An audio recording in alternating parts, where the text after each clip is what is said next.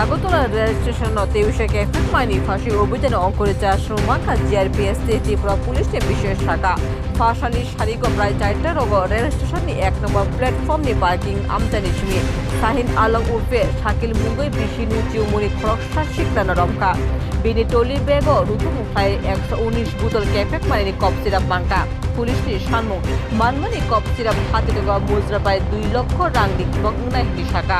पातिमुगा गोदा जाखनानो arrest खाय कैफेक मानिनि cup syrup बाजारतो खालायजा ओ पातिमुगा NDPS आइनो मामला रुजु खाय आमजुगिना निबागे जिंगिरिका আগরতলা জিআরপিএফ ও कैफेक मानिनि कप सिराप नि चालान ओ जागानि सिमी खायका नि समर समर हेफाजाब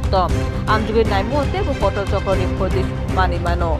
आज 17/7/2026 ইংরেজি তারিখ বিকালবেলা আমাদের আগরতলা জিআরপিএস এর থানার সাব ইন্সপেক্টর পঙ্কজ বিশ্বাস এবং আমাদের ত্রিপুরা পুলিশের গোয়েন্দা শাখার স্টাফ একসঙ্গে আগরতলা রেল স্টেশনে চেকিং করতে বেরোয়। তখন চেকিং করার সময় আমাদের ওই গোয়েন্দা শাখার টিম এবং আমাদের আগরতলা জিআরপিএস এর স্টাফ মিলে লক্ষ্য করে একটি খুব কম বয়সের যুবক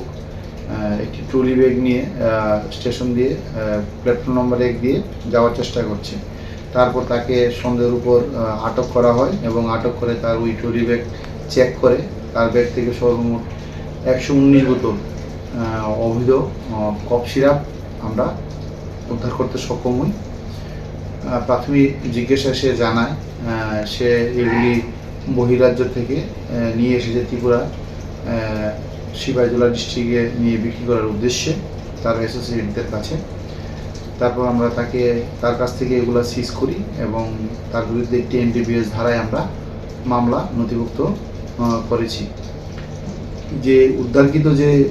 অবৈধ কফ সিরাপ এগুলির বর্তমান কালোবাজারি মূল্য হবে প্রায় 2 লক্ষ টাকা। আমরা ওকে আরও ইন্টারোগেশন করছি যে ওর সাথে আর কে এই কেসের মধ্যে। Bureau report Asian Times.